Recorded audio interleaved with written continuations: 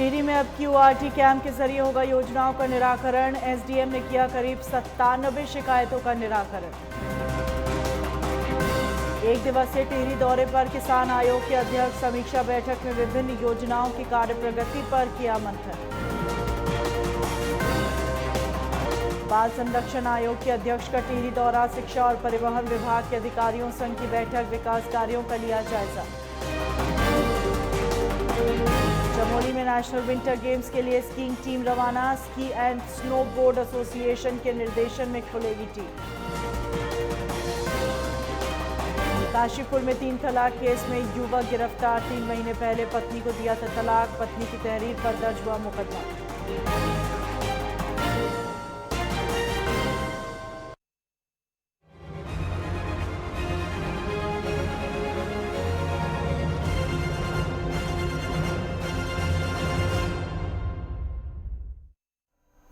नमस्कार, आप देख रहे हैं उत्तराखंड लाइव। मैं हूं आपके साथ हिना। टिहरी में राज्य सरकार की जन कल्याणकारी योजनाओं का लाभ आम जनमानस तक पहुंचाए जाने में हो रही कठिनाइयों के निराकरण के लिए मुख्यमंत्री की निगरानी में क्यूआरटी कैंप का आयोजन किया गया, जिसके चलते जिले के विकासखंड भिलंगना के राजकीय इंटर कॉलेज में उप जिला अधिकारी संदीप तिवारी की अध्यक्षता में 97 शिकायतें और मांग दर्ज की गई हैं, जिसमें खंड स्तर की 2 दर्जन से ज्यादा शिकायतों का निस्तारण एसडीएम ने मौके पर ही किया।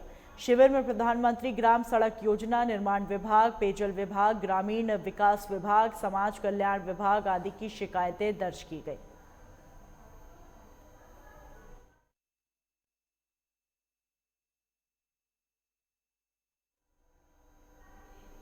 देहरादून से बड़ी खबर आपको बता दें, फॉरेस्ट गार्ड भर्ती परीक्षा मामले में पुलिस ने 5 आरोपियों को गिरफ्तार किया।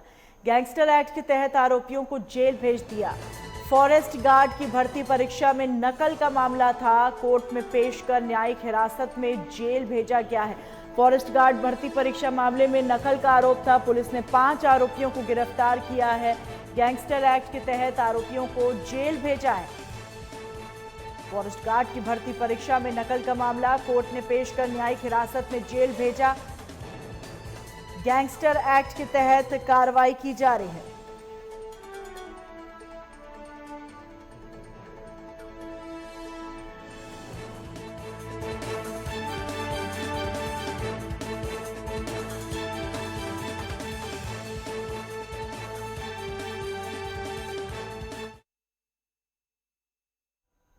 राज्य किसान आयोग उत्तराखंड के अध्यक्ष राकेश राजपूत टिहरी जिले में 1 दिवसीय दौरे पर आए, जिस दौरान उन्होंने जिला कार्यालय सभागार में किसानों की आय दोगुनी करने के लिए मुख्य रेखीय विभागों, कृषि, उद्यान, मत्स्य, पशुपालन द्वारा संचालित विभिन्न योजनाओं की कार्य प्रगति की समीक्षा की। इसके उपरांत उन्होंने जिला मुख्यालय के नजदीक बुडोगी गांव में सेब की पौध का रोपण भी किया और वहीं जिला कार्यालय सभागार में अध्यक्ष राज्य किसान आयोग की अध्यक्षता में एक समीक्षा बैठक भी हुई, जहां पर सभी रेखीय विभागों ने जनपद में संचालित विभिन्न योजनाओं के क्रियान्वयन की जानकारी दी।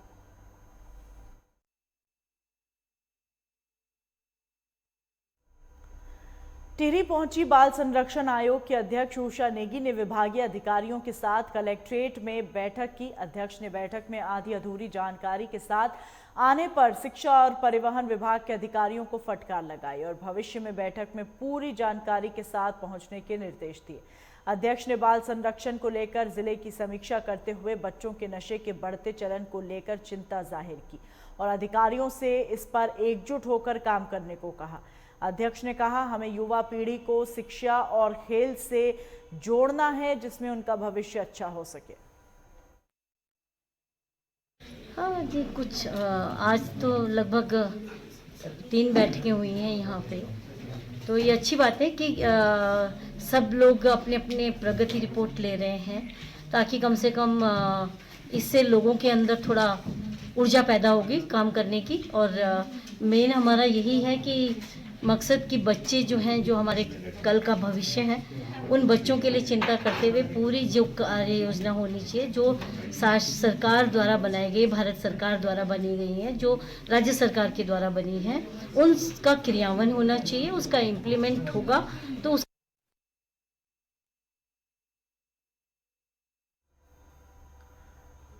हरिद्वार से बड़ी खबर आपको बता दें, कुंभ में टेंट के लिए भूमि आवंटित नहीं, मठ मंदिरों और अखाड़ों को नहीं आवंटित होगी भूमि। सरकार ने जनवरी में दिए थे भूमि आवंटन के निर्देश, मिला अधिष्ठान को भूमि आवंटन के लिए निर्देश दिए थे। केंद्र सरकार की एसओपी से इस पर ब्रेक लगा दी गई। नई गाइड के बाद आरंभ होगी भूमि आवंटन की प्रक्रिया। अधिष्ठान के पास 500 से अधिक प्रस्ताव लंबित हैं। हरिद्वार से बड़ी खबर आपको बता रहे हैं, कुंभ में टेंट के लिए भूमि आवंटित नहीं की जाएगी, मठ मंदिरों और अखाड़ों को नहीं आवंटित होगी भूमि। हमारे सहयोगी फोन लाइन पर मौजूद हैं संजय। कुंभ से जुड़ी ये बड़ी अपडेट अपने दर्शकों को बता रहे हैं, जहां भूमि आवंटित नहीं की जाएगी मठ मंदिरों और अखाड़ों को, इसके लिए जानकारी सामने आई है, क्या कुछ अपडेट देंगे? बिल्कुल, आपको बता दें जैसे जैसे कुंभ की तारीख नजदीक आ रही है, हालांकि अभी जो गाइडलाइन जारी हुई है कहीं ना कहीं कुंभ को लेके लगातार सरकार सतर्क है। हालांकि राज्य सरकार ने कहा था कि जो भूमि आवंटन होनी है अखाड़ों और भूमि मठ मंदिरों के लिए अस्थायी निर्माण होने हैं, कहीं ना कहीं उनमें अभी देरी हो रही है। हालांकि राज्य सरकार ने कहा था कि जनवरी के लास्ट में भूमि आवंटन कर दी जाएगी, लेकिन कहीं ना कहीं अभी जो मठ मंदिर के संचालक हैं वो कहीं ना कहीं अभी इंतजार ही कर रहे हैं कि राज्य सरकार कब भूमि आवंटन होगी और कब कुंभ के लिए कार्य शुरू होंगे। अब देखने वाली बात होगी, जिस तरीके से फेरबदल हुआ है और कुंभ को लेकर केंद्र सरकार की एसओपी ने भी इस पर ब्रेक लगा दिया है। अब जल्द से जल्द इंतजार है उस घड़ी का जब ये भूमि आवंटन होगी। जी, तमाम जानकारियों के लिए शुक्रिया आपका।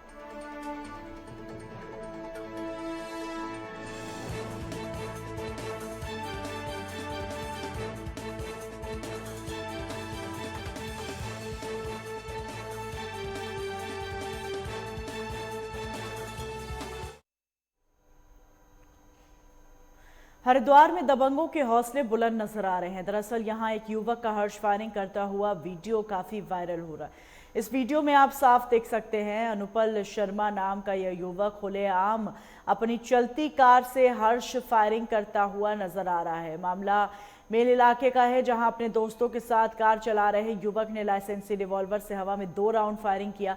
फायरिंग का ये वीडियो युवक ने अपने व्हाट्सएप स्टेटस पर भी अपलोड किया। अपनी दबंगई दिखाने के चलते युवक किसी भी बड़ी घटना को अंजाम दे सकता है, शायद इसे इस बात का अंदाजा भी नहीं है।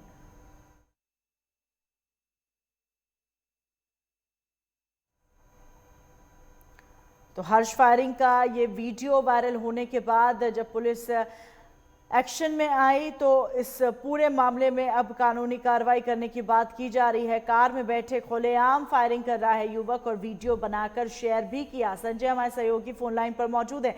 संजय, हम देख रहे हैं लगातार हर्ष फायरिंग के कई ऐसे मामले सामने आ रहे हैं जहां जितने कानून सख्त किए जा रहे हैं उतना ही लोगों के अंदर भय और डर खत्म होता चला जा रहा है, क्या कहेंगे? बिल्कुल, आपको बता दें हरिद्वार के भेल क्षेत्र का मामला है, जहां एक युवक चलती कार से कहीं ना कहीं हर्ष फायरिंग कर रहा है और इससे देखकर ये भी कहा जाता है कि जो इसके हाथ में जो बंदूक है जो देखी जा सकती है वो लाइसेंसी है। कहीं ना कहीं जो लोग हैं इस जो सोशल मीडिया पर ये वायरल हो रहा है, अब देखने वाली बात होगी क्या इस पर कुछ कार्रवाई होगी। हालांकि पहले भी इस तरह के कई मामले आए हैं जिनमें कहीं पुलिस ने कार्रवाई की है तो कहीं जो मामले हैं वो दबा दिए गए हैं। ये ताजा ही मामला है। जो युवक की पहचान है वो अनुपम शर्मा के नाम से हुई है, रानीपुर कोतवाली क्षेत्र का निवासी है और हर्ष फायरिंग में आप साफ देख सकते हैं कि किस तरह इसके हौसले बुलंद है। हालांकि इसमें लोड करते हुए जितने इसमें राउंड है वो भी दिखाए गए हैं। पूरी तरह एक अब देखने वाली बात होगी प्रशासन इस पर क्या कार्रवाई करता है। जी, तमाम जानकारियों के लिए शुक्रिया आपका।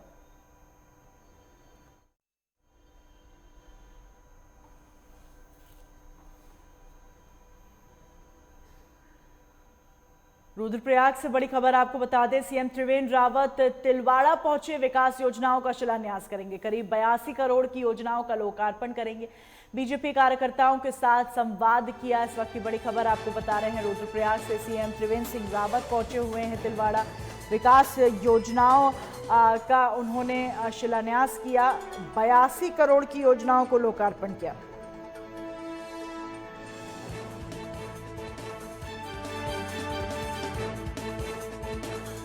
बड़ी खबर आपको बता रहे हैं, सीएम त्रिवेंद्र सिंह रावत तिलवाड़ा पहुंचे और 82 करोड़ की योजनाओं का लोकार्पण उन्होंने किया।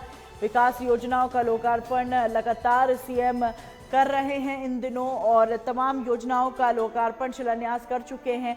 विकास योजनाओं का सीएम त्रिवेंद्र रावत ने तिलवाड़ा में लोकार्पण किया।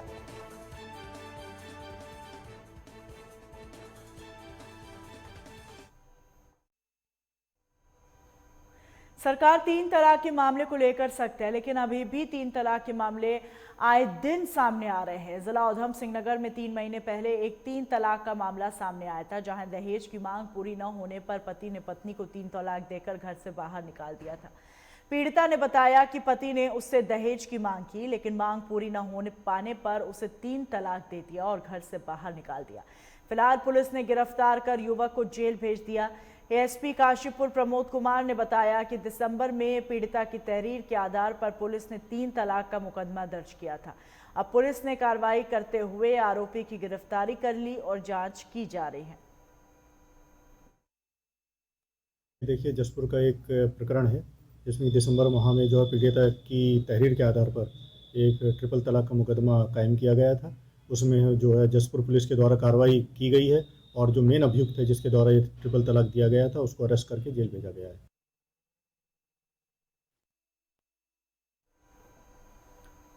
रुकेंगे ब्रेक के लिए। ब्रेक के उस पार खबरों का सिलसिला जारी रहेगा।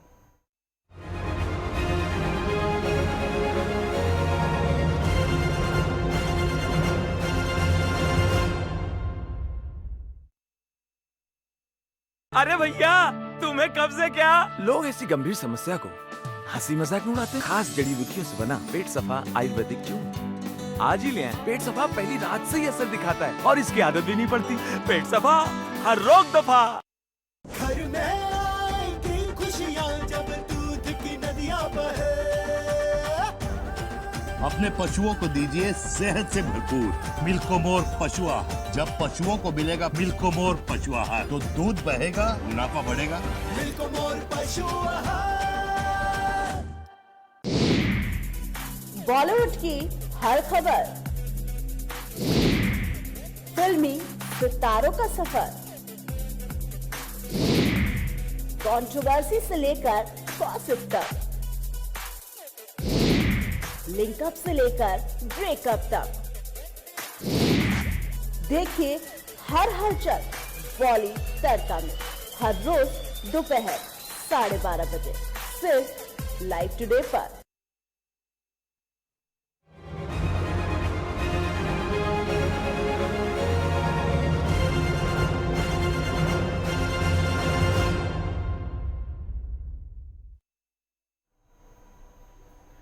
ब्रेक के बाद स्वागत है आपका। 7 फरवरी से जम्मू कश्मीर के गुलमर्ग में होने वाले नेशनल विंटर गेम्स 2020 के लिए उत्तराखंड की 21 सदस्यीय skiing team chief coach Dinesh Bhatt और टीम मैनेजर रविंद्र कंडारी की अगुवाई में औली के गुलमर्ग को रवाना हुई। उत्तराखंड की जूनियर स्की टीम में 2 ऑफिशियल सहित 11 पुरुष एथलीट और 8 महिला एथलीट हैं। Uttarakhand ski and snow board association के दिशा निर्देशन में उत्तराखंड की स्की टीम गुलमर्ग में अपना दमखम दिखाएगी और वहीं नगर पालिका जोशीमठ के अध्यक्ष शैलेंद्र पवार ने सभी स्कीयरों को अपनी शुभकामनाएं दी। आज हमारी उत्तराखंड की जूनियर टीम नेशनल खेलने के लिए गुलमर्ग रवाना हो चुकी है, जिसमें कि 8 गर्ल्स 10 बॉयज एथलीट पार्टिसिपेट कर रहे हैं। गुलमर्ग में 7 फरवरी से 10 फरवरी तक जूनियर नेशनल गेम्स ऑर्गेनाइज होने हैं और हमें अपनी उत्तराखंड टीम पर पूर्ण भरोसा है कि वो गोल्ड लेकर ही आएंगे। जोशीमठ में मौसम का मिजाज बदल गया। हल्की बर्फबारी और बारिश थम गई है और मौसम काफी खुशगवार हो चला है। सुबह से ही पहाड़ों में खिली धूप के बीच सफेद बर्फ चमक रही है।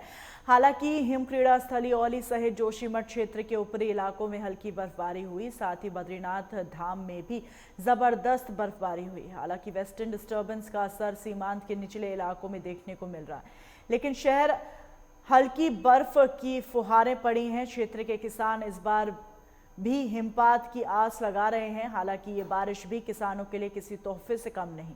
अब आने वाले 48 घंटों में एक बार फिर मौसम करवट बदले तो किसानों की आस पूरी हो जाएगी। फिलहाल नगर क्षेत्र में आसमान साफ है और धूप खिली हुई है। पुष्कर हमारे सहयोगी फोन लाइन पर मौजूद हैं। पुष्कर, मौसम से संबंधित क्या कुछ अपडेट देना चाहेंगे? बिल्कुल बिल्कुल, देखिए है ना, मैं आपको बता दूं कि मौसम विभाग ने जिस तरह से अपना पूर्वानुमान लगाया था कि बारिश होगी, बारिश के साथ साथ बर्फबारी होगी। अभी का मैं आपको जनपद तमोद का दे दूंगा। अभी भी जो है आसमान में बादल छाए हुए हैं। ऊंचाई वाले क्षेत्रों में जिस तरह से हल्की बूंदाबांदी और बर्फबारी भी हो रही है, चाहे बद्रीनाथ हो, चाहे आपका हेमकुंड साहिब हो, चाहे आपका ओली हो। ओली में कल रात से ही यहाँ पर 2 से 4 इंच यहाँ पे बर्फ जम चुकी है। तो कहीं ना कहीं जिस तरह से जो बारिश का जो दौर जो सिलसिला जो जारी है, जो किसानों के चेहरे इस समय खिले हुए हैं, क्योंकि इस समय जब फसलें भी उगती हैं तो इसको लेकर भी जो है मौसम जो है बड़ा खुशनुमा इस समय जो है जनपद चमोली में देखने को मिल रहा है। अभी भी जो है आसमान में बादल छाए हुए हैं। एक बार फिर जो है कड़ाके की सर्दी का जो सितम पहले छा रहा था, लेकिन अभी भी जो है जिस तरह से कड़ाके की सर्दी या शीतलहर का प्रकोप जो है जारी है। और इस समय जो है जनपद चमोली अगर मैं बात करूँ तो जनपद चमोली में इस समय भी मौसम में अपना करवट बदला हुआ है। और ठंड शीतलहर एक जनपद चमोली में पूरे जनपद चमोली में पूरे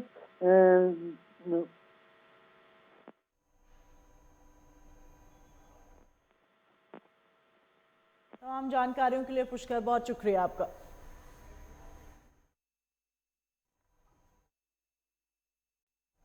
वहीं ऋषिकेश से बड़ी खबर आपको बता दें, 12 पेटी अंग्रेजी शराब बरामद की गई। शराब के साथ एक आरोपी गिरफ्तार। तस्करी में प्रयुक्त वाहन भी सीज कर दिया गया। वाहन चेकिंग के दौरान शराब बरामद हुई। ऋषिकेश बिक्री के लिए लाई जा रही थी शराब। तो 12 पेटी अंग्रेजी शराब ऋषिकेश में बरामद हुई। ऋषिकेश में बिक्री के लिए शराब लाई जा रही थी। जिस वाहन में तस्करी हो रही थी उस वाहन को भी सीज कर दिया गया है। तो ऋषिकेश बिक्री के लिए लाई जा रही थी 12 पेटी अंग्रेजी शराब, जिसे सीज कर लिया गया है। इस वक्त की बड़ी खबर बता रहे हैं आपको।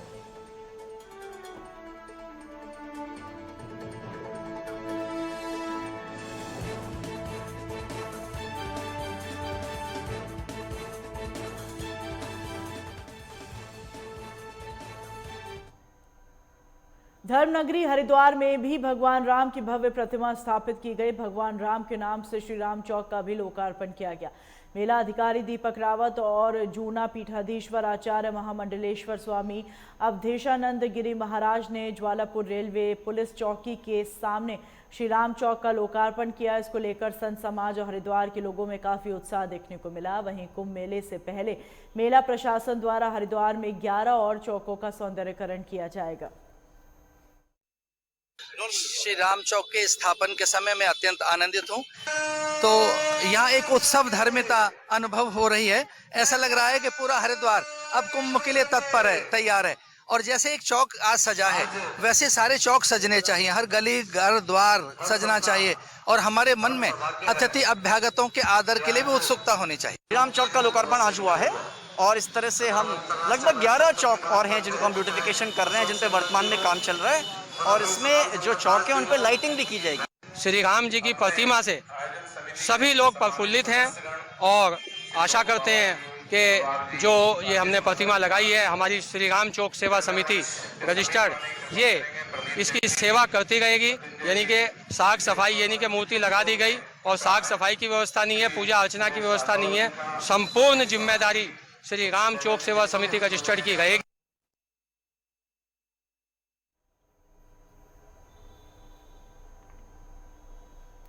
उत्तराखंड में प्रधानमंत्री सड़क योजना अनुश्रवण परिषद के उपाध्यक्ष राजपाल सिंह रावत एक दिवसीय दौरे पर कर्णप्रयाग पहुंचे। इस मौके पर उन्होंने कहा कि उत्तराखंड में प्रधानमंत्री सड़क योजना के तहत बनने वाली सड़क का कार्य तेजी से चल रहा है, जिसके तहत उन्होंने यहां कर्णप्रयाग ब्लॉक के अंतर्गत चटवा पीपल सिरण मोटर मार्ग का निरीक्षण भी किया। उन्होंने कहा कि अब उत्तराखंड का कोई भी गाँव सड़कों से अछूता नहीं रहेगा, क्योंकि उत्तराखंड में 127 पुल और 121 सड़कों की केंद्र सरकार में स्वीकृति मिल गई है।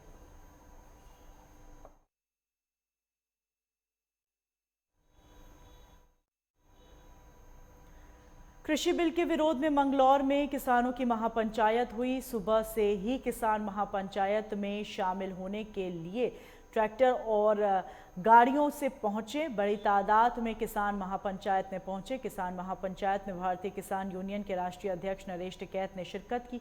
वहीं महापंचायत को लेकर सुरक्षा व्यवस्था के मद्देनजर भारी पुलिस बल तैनात किया गया। बता दें, कृषि कानून और आंदोलनरत किसानों पर किए जा रहे अत्याचार के विरोध में मंगलौर की गुड़मंडी में किसानों ने महापंचायत की और सरकार से गिरफ्तार लोगों को रिहा करने की मांग की और इसके साथ ही कृषि कानूनों को वापस लेने की मांग भी की। गुड़ मंडी में, जहां देख सकते हैं आप, कैमरामैन से कहूँगा दिखाने की कोशिश करें कि किस तरह से हजारों की संख्या में, कई हजार व्यक्ति जो हैं, किसान जो हैं, यहाँ पर महापंचायत में पहुँचे हैं अपने कृषि बिल के कानून के विरोध में। और कहीं ना कहीं इस विरोध का असर साफ देखने को भी मिल रहा है कि किस तरीके से यहाँ पर हरिद्वार, देहरादून, डोईवाला और जो हल्द्वानी साइड तक के आदमी हैं, जो सहारनपुर के हैं, उनके भी ये सभी किसान यहाँ पर पहुँचे हैं। और कहीं ना कहीं यहाँ पर महापंचायत में जो है, यहाँ पर नरेश टिकैत जी भी पहुँचे हैं। और बात करेंगे कि नरेश टिकैत जी का आगे का क्या रहेगा, ये तो बात करके ही पता चलेगा। जी राकेश जी, आज की महापंचायत से क्या लगता है कि आगे इसका क्या प्रभाव पड़ेगा? नहीं, पंचायतों का तो प्रभाव तो पड़े, एक अपनी बात पहुंचाने का, शांति के उस तक बात पहुंचाने का, तो ये पंचायत का ही माध्यम है। हिंसा के उस बल पर नहीं कहीं वो बात पहुंचाई जा सकती, सरकार तक बात पहुंचाने का यही तो माध्यम है। ये आदमी अपनी पीड़ा कह रहे भाई इस तरह की बात है या इस तरह की होनी नहीं चाहती, तो हम यही चाह सरकार जिद्दी रवैया छोड़ दे और एक बातचीत के जरिए से माहौल सुधारे।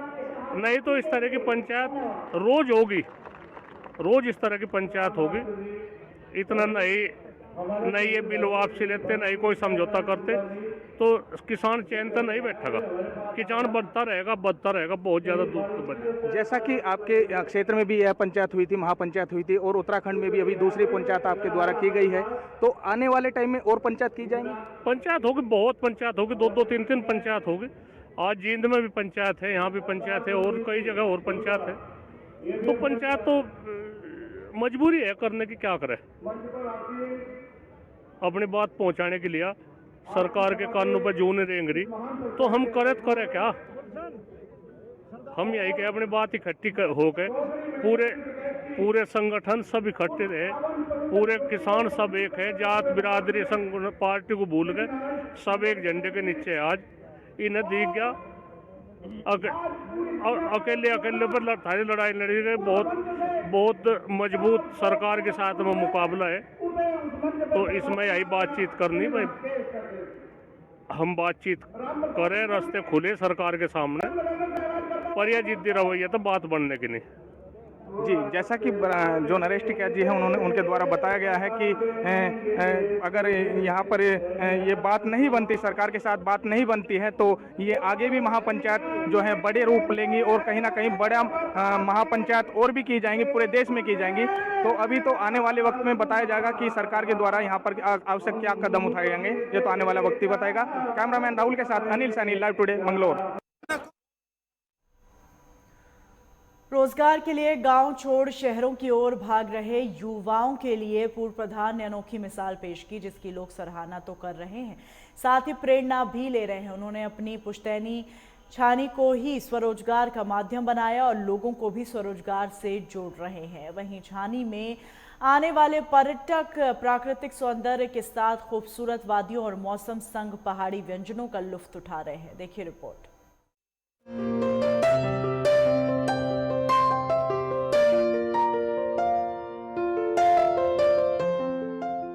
रोजगार के लिए गांव छोड़ शहरों की ओर पलायन कर रहे युवाओं के लिए भटवाड़ी ब्लॉक के ग्राम क्यार्क निवासी पूर्व प्रधान विपिन सिंह राणा ने स्वरोजगार की अनूठी मिसाल पेश की है। उन्होंने अपनी पुश्तैनी छानी यानी कि घास लकड़ी से बने कच्चे मकान को ही स्वरोजगार का माध्यम बनाया है। बीते 3 वर्षों से वो यहाँ गौशाला संचालित कर रहे थे, लेकिन अब उन्होंने इसे होम स्टे में तब्दील कर पर्यटन विभाग में पंजीकृत भी करा दिया है। इससे देश विदेश के पर्यटक छानियों के जनजीवन से रूबरू हो सकेंगे। मुझे बहुत ही सुंदर लगा, यहाँ पे बहुत ही अच्छा, बहुत बेहतरीन तरीके से उन्होंने बना रखा है। जिस तरह से मिट्टी का अंदर से जो है लेप लगा रखा है, और हम इसमें सोए, रात को बिल्कुल ठंड भी नहीं लगी और बहुत अच्छा महसूस हुआ। और इन्होंने पूरा कैंप फायर की भी यहाँ पे पूरी व्यवस्था कर रखी है।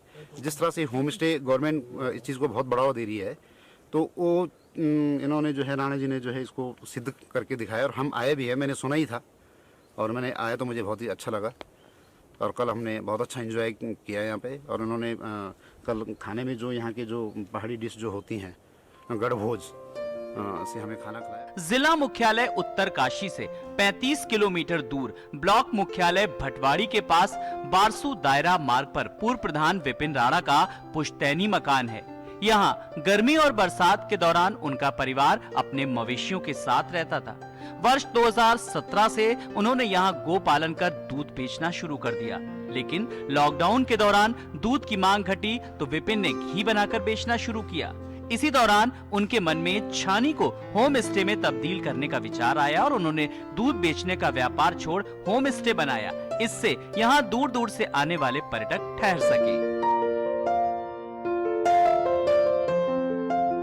विपिन बताते हैं कि होम स्टे बनाने में उन्हें 2 माह का समय लगा। इसमें पर्यटकों की सुविधा के अनुरूप शौचालय भी तैयार किया गया। उन्होंने बताया कि एक दिन में छानी में 6 पर्यटकों के ठहरने की व्यवस्था है। गंगोत्री हाईवे से उनकी छानी यानी होम स्टे की दूरी 3.5 किलोमीटर है। यहाँ पर्यटक और यात्री आसानी से पहुँच सकते हैं। जो हम लोग यहाँ रह रहे हैं, हमारी अभी यहाँ चौथी पीढ़ी है जो यहाँ पे गौशाला का संचालन कर रहे हैं। और कुछ समय बाद मेरे दिमाग में एक चीज़ आई कि हम लोग यहाँ पे एक जो पहाड़ की छानियाँ हैं और जो उसका जो एक सेटअप है और लोगों के बीच में कैसे पहुँचाएं, ये हमारा एक कॉन्सेप्ट था।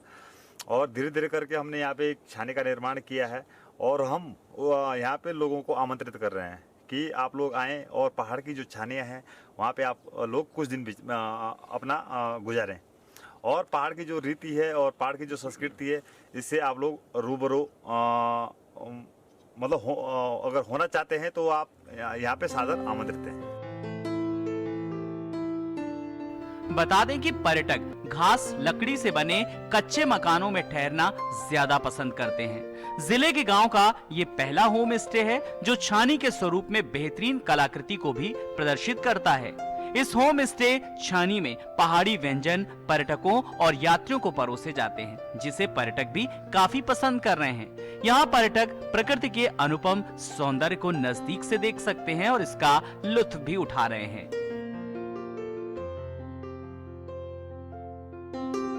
लाइव टुडे के लिए उत्तरकाशी से हेमकांत नौटियाल की रिपोर्ट।